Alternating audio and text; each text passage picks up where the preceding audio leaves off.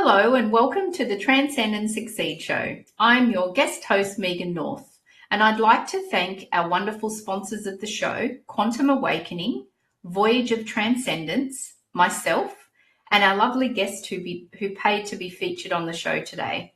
And talking about our lovely guest, today we are joined by an incredibly inspiring woman who I only met a couple of weeks ago, but our connection was instant and our 30-minute chat turned into 90 minutes. Kelly Allison is a highly accomplished kinesiologist, holistic counsellor and medical intuitive with over a decade of experience in helping people transform their lives. As the founder and manager of the Holistic Hub, a wellness clinic in the heart of Middle Park, Victoria, Australia, Kelly has created a sanctuary for holistic healing and personal growth. Passionate about demystifying mind-body medicine, Kelly is on a mission to bring this transformative field into the mainstream. She helps individuals uncover the profound connection between their thoughts, beliefs, and behaviours and how these impact physical health and overall well-being. By empowering her clients to tap into their innate ability to heal, Kelly guides them on a path toward greater alignment and authenticity. Building on her extensive experience, Kelly is preparing to launch her groundbreaking series of courses and workshops titled The Self-Healing Keys. This series is designed to empower participants with practical tools and insights to unlock their body's natural healing potential and deepen their understanding of the mind-body connection. Welcome to the show, Kelly. I'm so thrilled that you're joining us today. Thank you. Thank you so much for having me. How does it feel when I read out your bio and all those amazing things that you're doing? Yeah, it's like a lot. I'm not, we're all quite modest in, I try very hard to be modest, I think.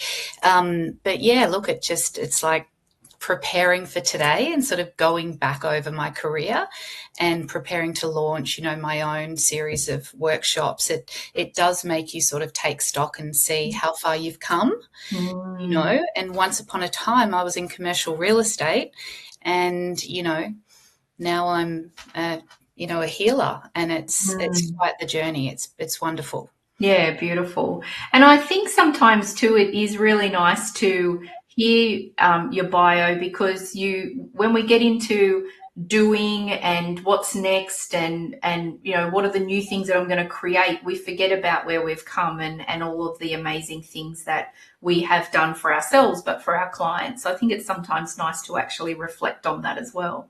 Yeah, it's a moment in time. I think you don't sort of sit there and write about yourself very often. So when you do, it's quite challenging. And then you've got to write good things about yourself. And you just you sort of run it past a couple of people and they're just like, crank it up a little bit. Yeah, that modesty really comes in, doesn't it? Yeah, absolutely. So let's start from the beginning. So can you share with us your first experience with kinesiology? What was it like? And then what was it about that first experience that inspired you to pursue a career in this modality? Yeah. Well, I had my first kinesiology session about 25 years ago. So basically, I've spent half my life having kinesiology. So I'm quite the case study and convert, I guess. When I was about 17, I developed psoriasis and quite severe psoriasis. So one little spot on the leg, and it was like, oh, what might this thing be? And then just boom. So I had, really chronic psoriasis, and no one knew what to do. And it's a terrible age to be, I suppose, even more self-conscious about your body. And, it was really, really hard. I had tried everything, just more than I can even describe. The only thing, that worked was chemo drugs. And it was horrendous. So I was put on chemo drugs when I was about maybe 18. Like, I don't like to think about it a lot. It cleared up my skin, but it made me so sick. I'd be bedridden for a day. My immune system was shot, and I was hurting. I was like, so angry. So I didn't really do any of the things that I was supposed to be doing. You're not supposed to drink. You're not supposed to stay out late. And I was, 17, 18, 19, and I was acting out. So, I was probably making it a lot worse. But it was almost worse than, having psoriasis. Yeah. So by the time I was about 25, a psychic recommended that I have kinesiology. Like, I just didn't know what to do. And it was back in the time before it was as mainstream as it is now. So I went and saw this kinesiologist, and it was just like, oh my God, like thank you. You have given me the words to my feelings. Like, I understand myself. It was like someone had introduced me to something that I already knew. It was that profound. It really was. And some people find that when they find a healing modality, it has always been kinesiology for me. I was a really highly sensitive child, highly empathic, and, rarely do we honour that in children, especially, our generation.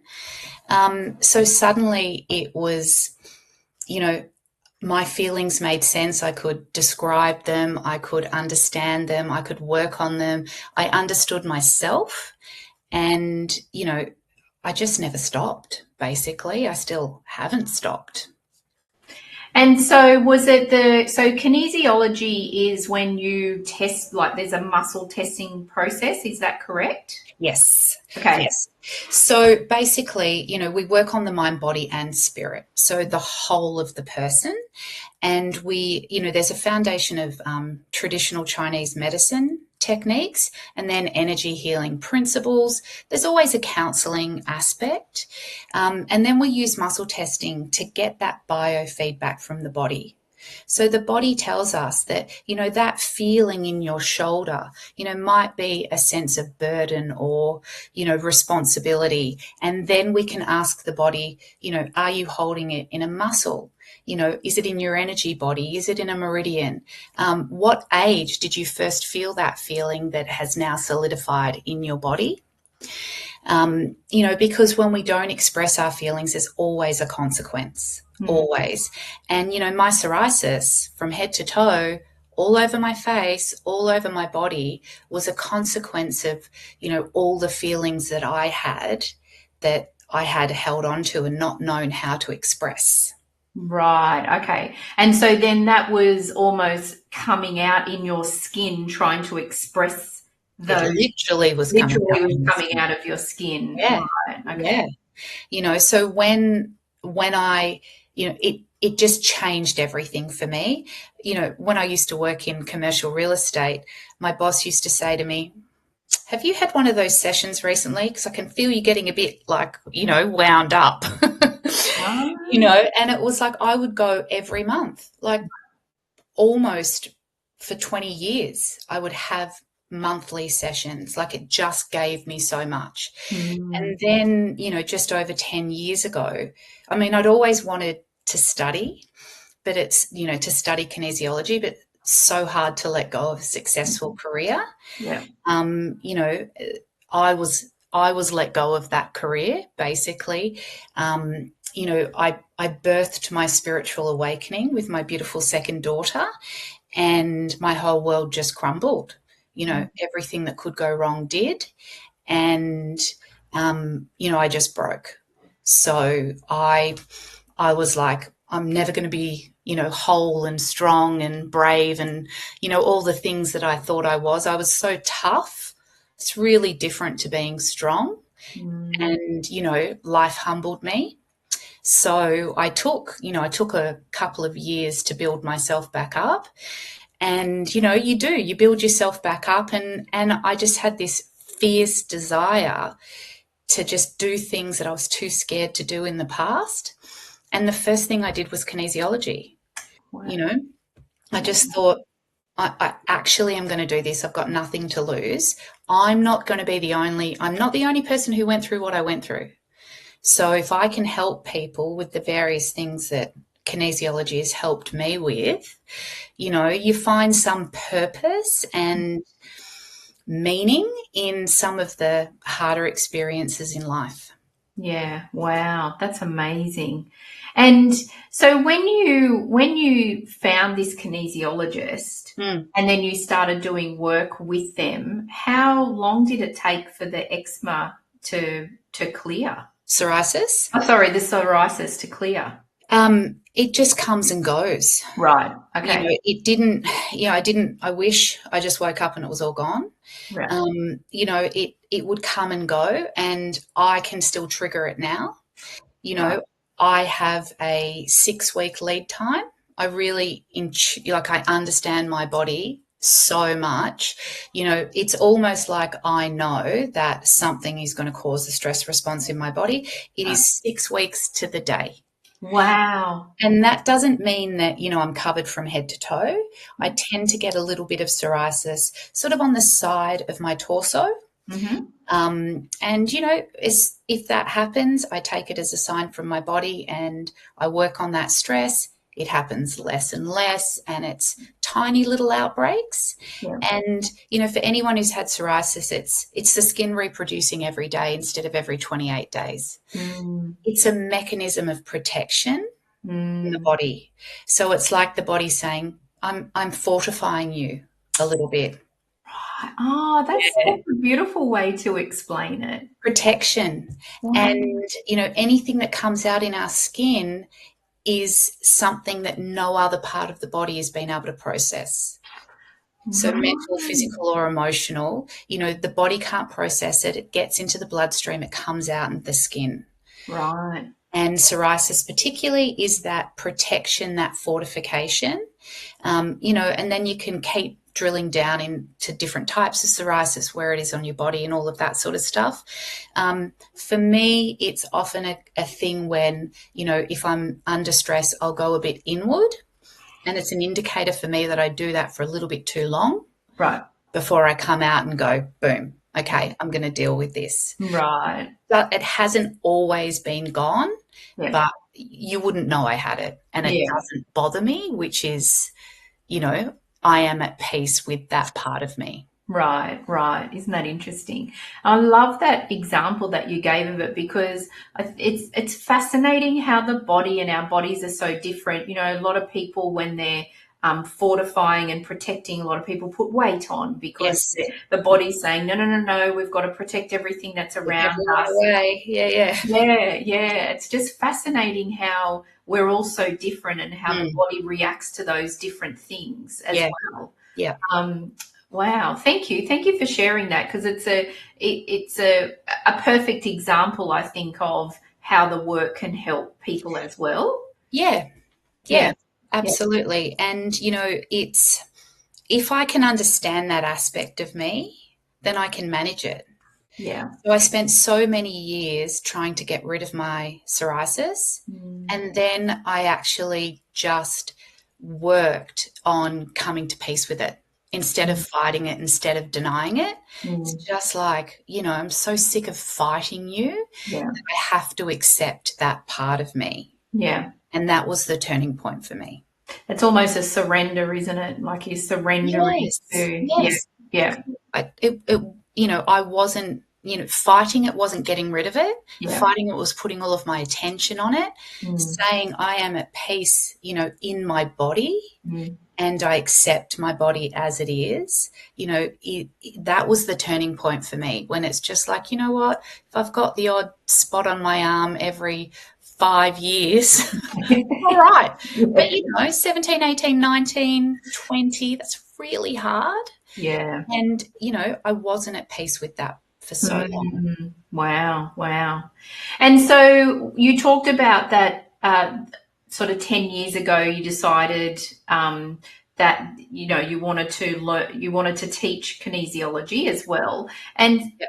That was about 3 years ago. oh, right. Okay, sorry. And so over the last 10 years with you doing kinesiology and those sort of things, how has your career evolved in those 10 years since you've started this journey? Yeah. So as we were sort of saying at the beginning, it's really interesting to look back. And, I think anyone that I love it when people say, oh, I could never do what you do. And I always say, well, then it's probably not for you. Oh, good point. Pretty obvious, right? Like if you've got the desire, then you've probably got the ability. Yeah. And that's not to say that other people don't have the ability, but if someone just goes, geez, I couldn't think of anything worse, then, guess what? It's not for you. You might be a great client, but chances are you're not going to do it one day. Yeah. I think I went through the same things that everyone went through when they first start doing something like this, because, it's not just a job. You're sharing a part of you. It's really different. It's deeply personal, and it's not, and you're also sitting in a high degree of vulnerability of your clients constantly, and there's things people come to me to help them work through and to support them through that they've not told another soul. That can sit heavily with you at times. But I always sort of look at that as, you might come in feeling like life's hard and you're a bit broken, but people always leave lighter and happier and with a greater understanding of themselves. That's what sustains me. But, when I first started, it was the same sort of thing as other people, like, can I do this? Should I be doing this? Who am I to be doing this? Yeah. And the psoriasis was a big part of that, because I hadn't fully healed it. Like, who am I to heal other people when I haven't fully healed myself? That's interesting. Yes. There was an aspect of that, but, I think as time goes on, it's just another surrender, I guess. You just come to accept that you do know what you're doing, and, maybe this was a good choice and it's the right career for you, and that you should charge appropriately for it. And there's just, it's the thing that I see everyone go through. Yeah. Over my career, one of the biggest sort of levelings, you know what I'm trying to say, career leveled up, was during the lockdowns in Melbourne. And, it was obviously a hard time for everyone everywhere, but I made a decision, right or wrong, to continue to keep seeing clients. And, I just, my books were full months in advance, and it sort of expanded my capacity to sit in people's deep discomfort. A lot of people just wanted to sit there and talk. Some people would express, that they haven't been touched by another person, for a long time, when you're touching their arms to do muscle testings and things. And also, at the same time, I was going through what everyone else was going through. And to be able to push past your own discomfort and support people through theirs, it just changed who I am and what I do in ways I can't explain. But that was a big moment in time for me. And then that led me to wanting to open the wellness centre that I have now, because it was also really isolating. Yeah. The lockdowns for sure. But, the job can be so one way at times, Yes. and that's part of the job. Yeah. But not having someone to sort of download or chat or take your mind off things or grab a coffee with, it really started to play on me. Like, I'm an extrovert. I need to be around people. So, after that time, I was like, you know what? I can't be the only person feeling this. So that was a key driver for me in opening up a place where, I could have that day-to-day connection while still doing my job. Yeah, yeah. Wow, it's beautiful. And it's really interesting because just I'll touch on a point that you made before about, who am I to do this when I haven't healed everything myself? Yes. But you think, Still not healed. I mean, it's an ongoing journey, I'm a healer too, so I know that. But I often think then, well, I go to healers because I'm drawn to them and I feel like I want to do work with them. I don't then sit there and ask them the 20 questions of their life. I'm just drawn to them because, and I don't know about you, but do you often feel and find that when you have clients come to you, often when you're working on something, they come to you to work on that similar thing? Yes. Yeah, same as me. Yeah. I have clients sitting in front of me telling me the story of my life. Right. I have clients sitting in front of me telling me the story of my husband's life. Yeah, wow. And it's like, I've called my business Kelly Allison Kinesiology. First of all, I'm pretty sort of cut and dry, person, but it's people don't go and, greatest respect to whatever you want to call your business, but people say, go see Kelly, the kinesiologist. It's like I am the brand and I am my business. Yeah. And, that's part of what you have to come to terms with too. But it's my life experience, my lived experience, that wisdom that you can't be taught, that most people come and see me for, things that I'm, have dealt with or I'm further down the path on. Yeah. And I think that's the thing when people sit in front of you and like, how do you know this? Yeah. And I'm like, sort of been there, done that. Yeah. Like that. I've lived it and I get it. And I think, you're right. It's your energy that attracts your clients in ways that they can't even describe sometimes. Exactly. Yeah. And I also think too that, unless I'm an enlightened being because I've completely nailed everything, then I'm on a journey myself as well. And actually, I feel like that keeps me humble, because if I think that I've healed my whole life, then that's when my ego comes in. And I don't want my ego in any of this sort of thing, because it's not about that. It's about how can I help others? And I'm sure you're the same, is that what can I do to help this person to get through the day or the next week, or to just give them some peace for the next month, And ultimately, it's a bit of a hard thing to say, but you often become an example or an inspiration to people. Yeah. And, I'm okay with sharing some of my experiences because people are like, huh? Like, I don't want people to think that, I'm completely, have no problems, that I'm healed. I mean, if we're fully healed, we're probably not going to be on this human plane having this conversation, right? Exactly, yeah. And I sometimes also think that as a healer, when you're constantly working on yourself and you live and breathe those sort of energy healing principles, that sometimes you have a rougher time of things. You're always leveling up. You're always working through stuff. So the next level or layer comes. It actually can sometimes be a harder way to be. I'm sure you've had times like what I've had where I'll just be like, I just want to be ignorant to this feeling. Like, I wish I didn't understand this and now I have to do something about it. Take me back to being 3D. Yeah, there's times when I'm just like, I refuse to acknowledge this. Exactly. Until I do, of course. Yeah.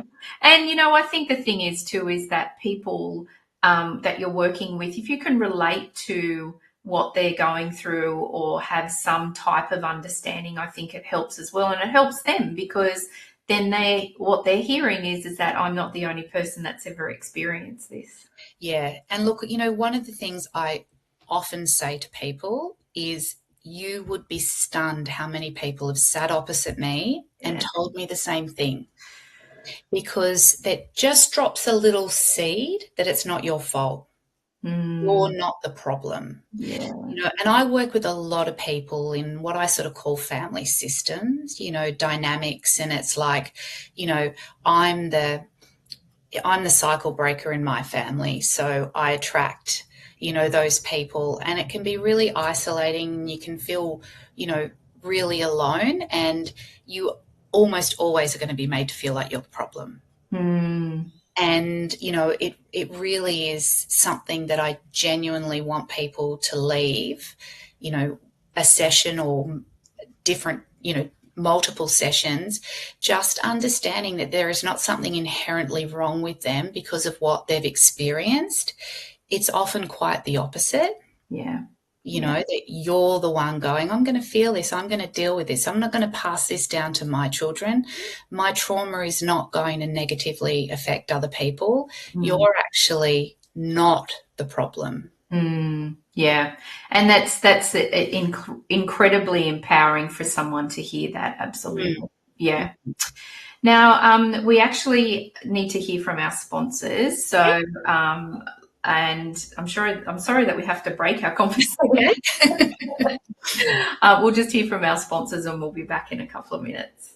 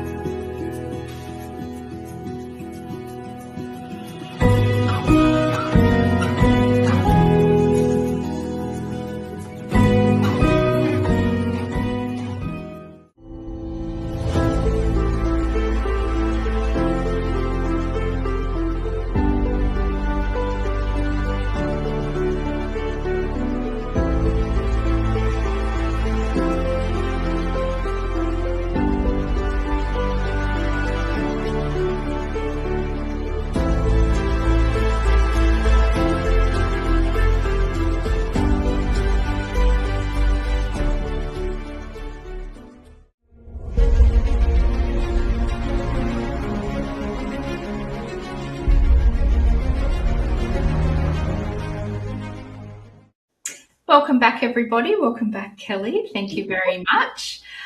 So, Kelly, when I was going through your introduction, I was mentioning you were telling me about the new series of courses and workshops titled The Self-Healing Keys. Yes. Can you let us know a little bit more about that? And I'm going to pop up a QR code on the screen for the audience. If you could share a little bit more about that for us, please. Sure.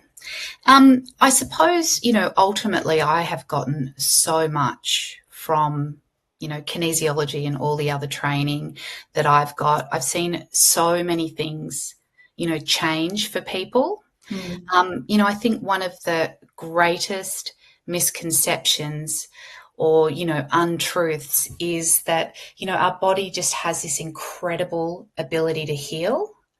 And we just haven't ever truly been allowed to believe that. Mm. And like, I have just seen it. I've experienced it. You know, that could be a whole other conversation of, you know, the ways in which energy medicine has healed, you know, physically things within me. And then obviously seeing people heal all these years. You know, I started teaching kinesiology for about 3 years, and I loved that. I think it was the right thing to do, but I found it a bit restrictive.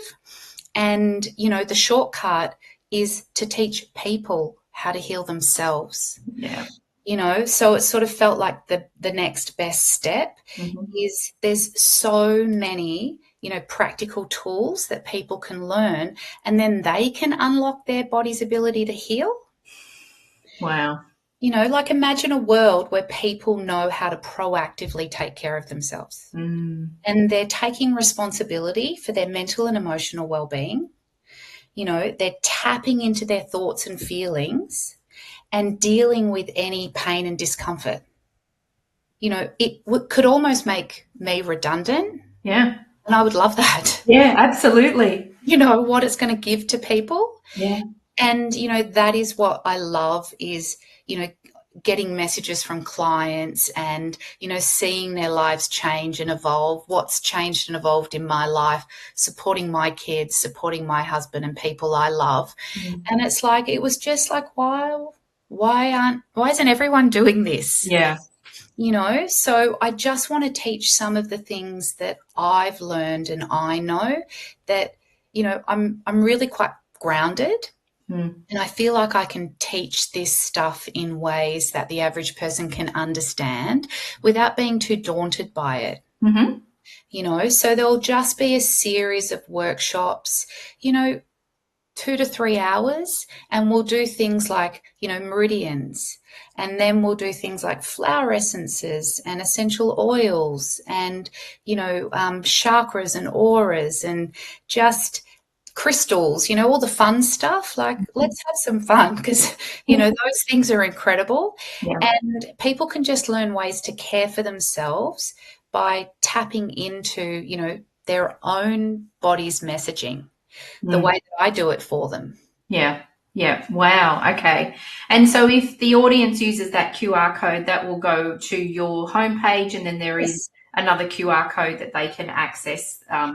Yeah. So what I'm doing is like an intro, sort of webinar, to just give people a taster of what the course might involve, but really to showcase it is actually so much easier than you think. Yeah. You know, you can teach someone to test up their own emotions, and you can teach people some really, like, I'm going to say respectfully, easy and basic corrections that I've been using for 10 years. Like, they're so good, I still use them. Yeah, okay. You know? So I want people to get an understanding of what it involves and, you know, hopefully sign up and be involved in, you know, healing themselves and the people that they love. Wow. Okay. Thank you. That's beautiful. Thank you very much for that. That's very generous to be sharing the masterclass, which is really great. Thank you. Thank you. And so, in the decade of practice, how have you seen kinesiology and other holistic approaches evolve, and what exciting trends or changes are shaping the industry today? Look, I think so much has changed. Like, 25 years ago, no one had any idea what kinesiology was. You know, when I started studying, people are like, oh, I think I've heard the word. Now it's like, oh, I've heard of that. I don't exactly know what it is, but yeah, or I see a kinesiologist. You know, so it's definitely becoming a lot more mainstream. Any sort of, you know, you name it, spinal energetics, spinal flow, a million different things that aren't coming to mind right now, but just energy work, it's so much more mainstream, and the demand has gone through the roof. So there's some of the really positive things. I also think it's seen as a bona fide career now.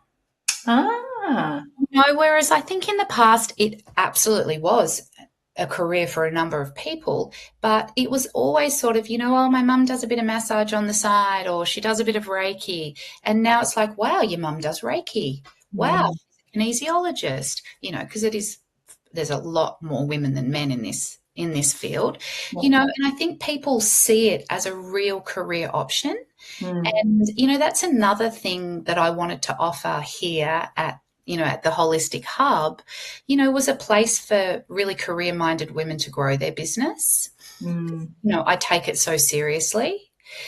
The other really interesting thing that I have seen, and this is maybe, in this post-COVID world, is, we're all so much more spiritually open, but I see so much less linear healers, as in kinesiology is the foundation of what I do. I'm a medical intuitive, I'm a counsellor. I do things that I haven't been taught, but I still call it kinesiology because it's just a bit easier. But, I know very few healers or practitioners these days that just do what they were taught. Yeah. And, that's wonderful. Someone might be a spinal flow practitioner, but they're a counsellor and they've done NLP and they do this and it's that, and it's like, yay. Yeah. We might sell it under one umbrella, but we're really just, letting that innate talent flow from us, and I love that. Yeah, absolutely. And I love that about the industry and how it's changing as well, because I just feel like I love to learn new things and new modalities and all of that. I just feel like it's another tool in my toolkit. Totally. Just something else that I can do. So with NLP, I like using it sometimes with clients, because with the healing that I do, I don't want to take a client into the trauma and that feeling. Whereas NLP, you can take them up and above and look at the trauma, but not experience it, So for me, there's all these things that I think, okay, this client, I don't think I want to take them there. Actually, let's do it a different way. And so I love that all of these tools in my toolkit I can use to adjust to each client. And you're better at your job. Yeah. You're meeting your client where they're at.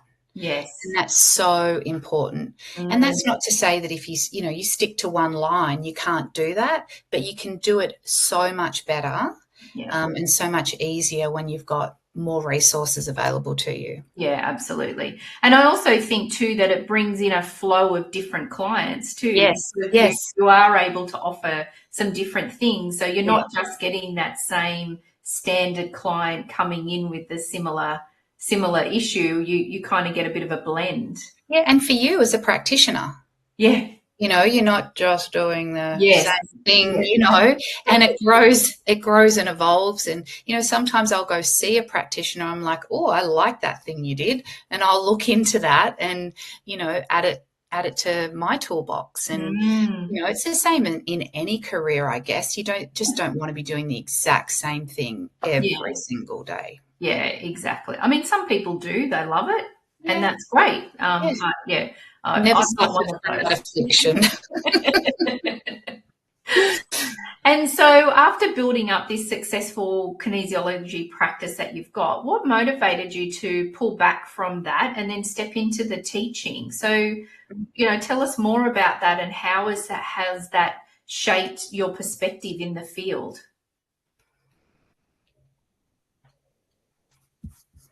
Oh, I just lost you for a second, but I got that. All good. I got the gist of the question. Okay.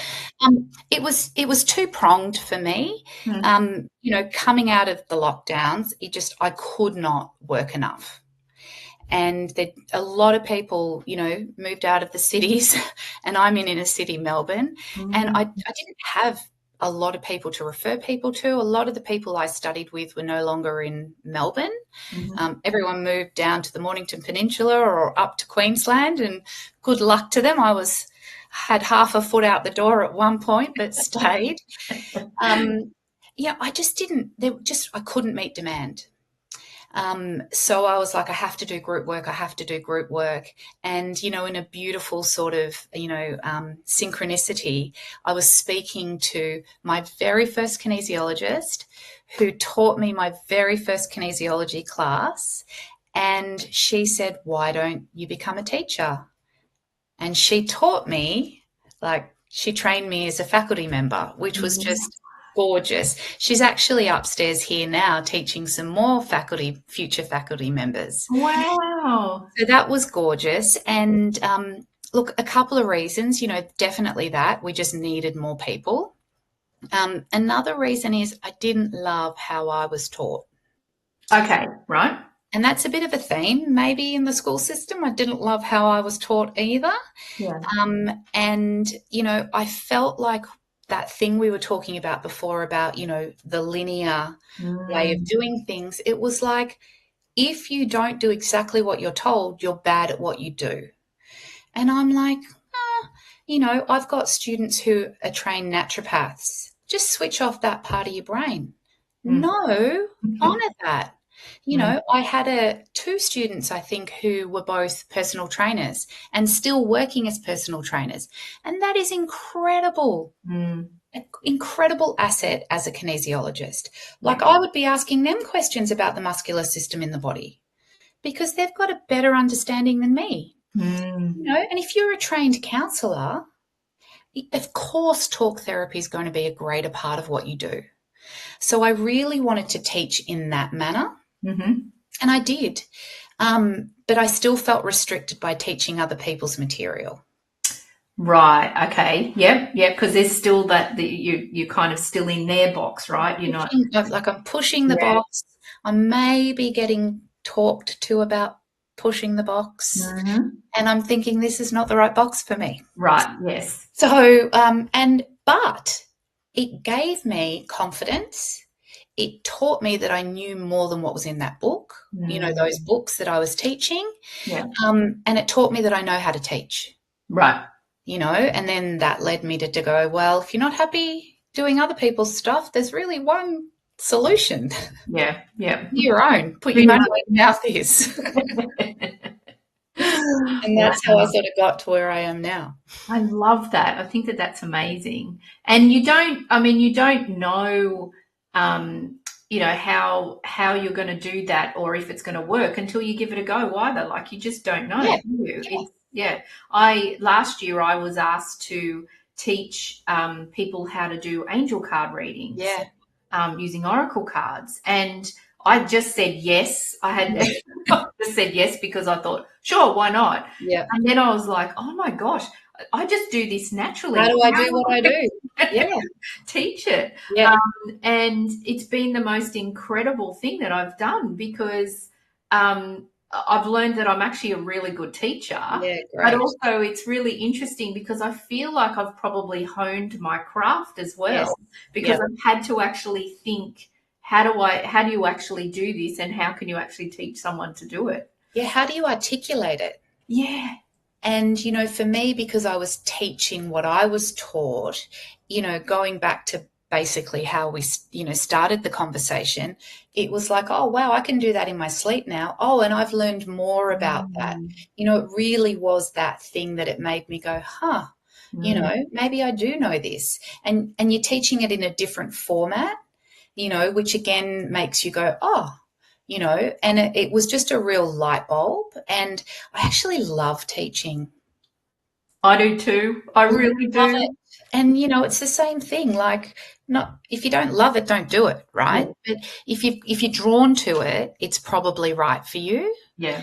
And, I am a very verbal communicator. My language is my gift. Yeah. And writing, as my voice goes croaky, writing, I feel blocked.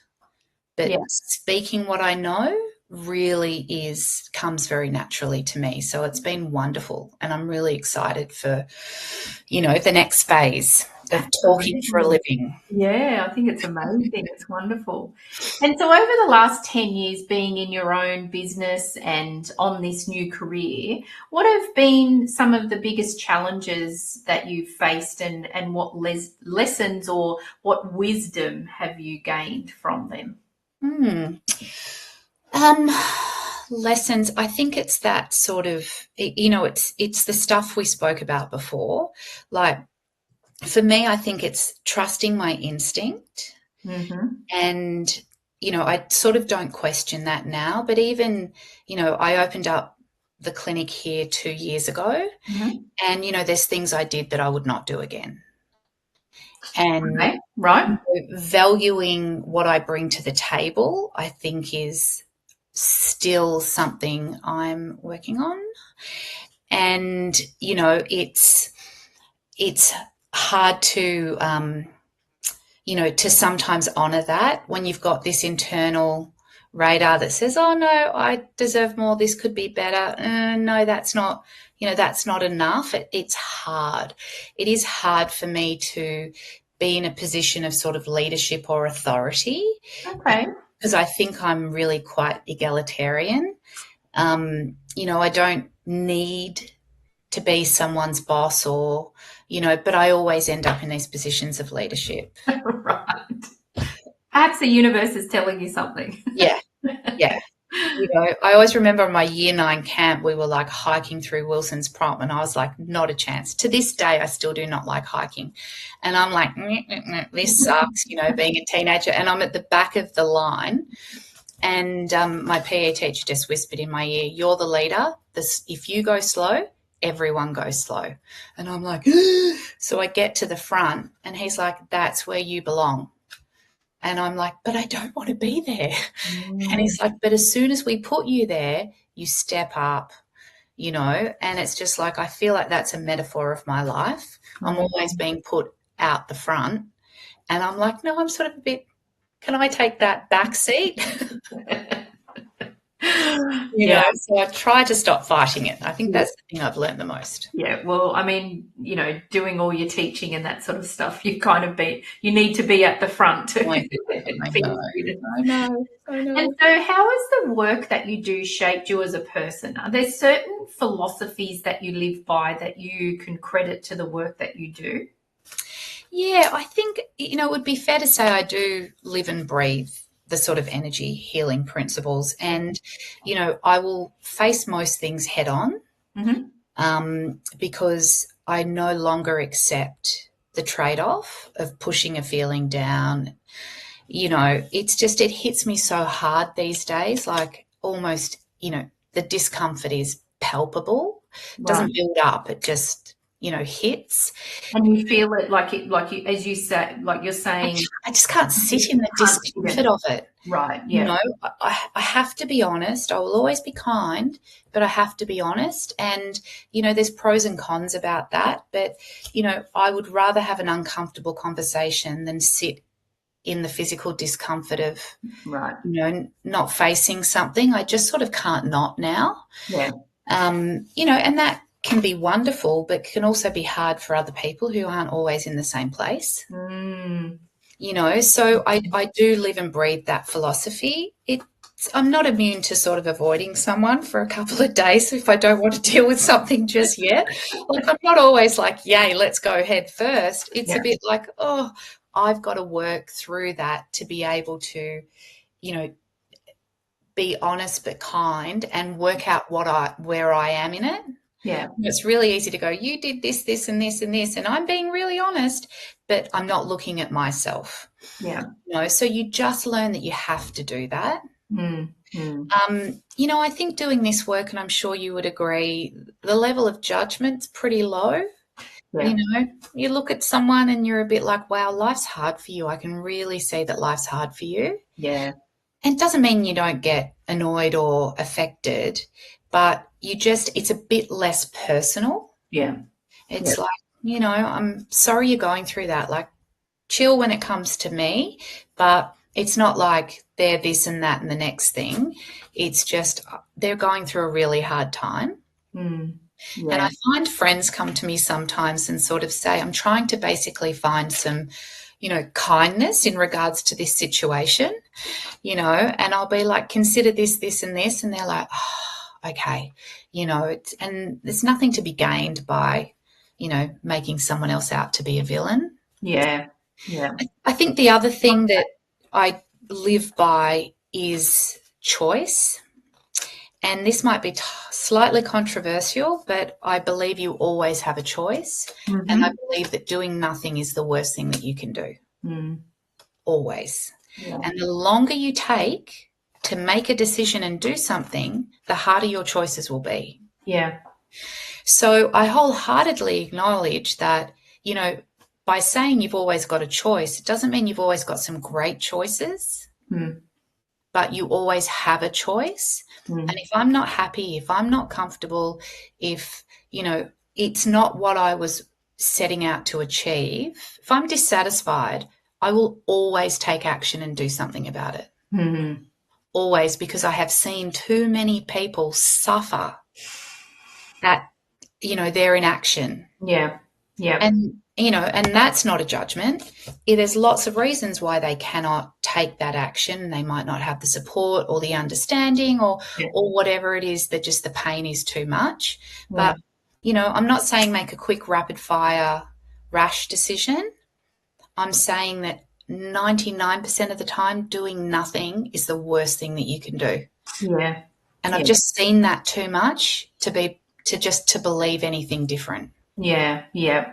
Yeah. Because it's just, there's so many things on that. Look, we could talk for a whole episode just on that, really, isn't it? In the sense of the time that's lost and then the regret, and then you make a choice and you do something and you think, oh my gosh, I should have really done that in the first place. Yeah. I could not agree more. Yeah. So you won't believe it, but we've actually only got a couple of minutes left. Wow. I know. Told you to go. It feels like 5 minutes. Yeah. Excellent. So I'm going to ask you the same question that I ask all of my amazing guests before we finish our conversation. So can you share with us what your favourite quote is and why is it so important to you? Yes. So I always choose like a quote to sort of live by. Yeah. I stumbled across this a couple of months ago. Mm-hmm. We'll try not to cry when I read it because it does sort of hit me. It's called Burn the Family Tree Down. And it says, I am the villain for not being meek, for not falling into place with the long line of women before me. Silence meant survival, but I just didn't want to exist. I wanted to live. I am the first to start the smoke so that my daughter can breathe fire. Oh, wow. Oh, Kelly, that's beautiful. Oh, it's the best. And, I happen to have 2 daughters. So, it means a lot to me. But, I am the person who won't be quiet, in my family. And, I'm the one that just goes, no, that's not okay. That's not right. That's not enough. And, I think like many people, we find that thing in us for our children. It's like I can do hard things for them that I'll put off for me. Off for you, yeah. Yeah. And we tend, I think, as women particularly, and I'm not saying men don't, but particularly as women, we find that thing to go, I don't want you to have that experience. Therefore, I will do what's hard to give you a better, so you're not dealing with my stuff. Yeah. And it's breaking that chain, right? It's breaking that ancestral chain and all the DNA and all of what's come beforehand. Yeah. That's beautiful. Yeah. Thank you. And I think it's willing to be the villain for the greater good. I'm happy to be the villain in someone else's story if that's how they choose to see the situation. Sometimes that's the trade-off. And, that's what that means to me. Thank you for sharing that. It's really beautiful and a beautiful way for us to finish. So thank you so much for joining me today. I knew our conversation would explore many things and I've learned so much more about you and I'm really looking forward to continuing our connection. Yes, thank you. Many more 90-minute conversations. Yes. And so thank you also to all of our amazing and dedicated audience, our supporters and our sponsors. And I hope that you all have an amazing and wonderful weekend. And I look forward to seeing you all next week. Thank you so much, Kelly. Thank you, Megan.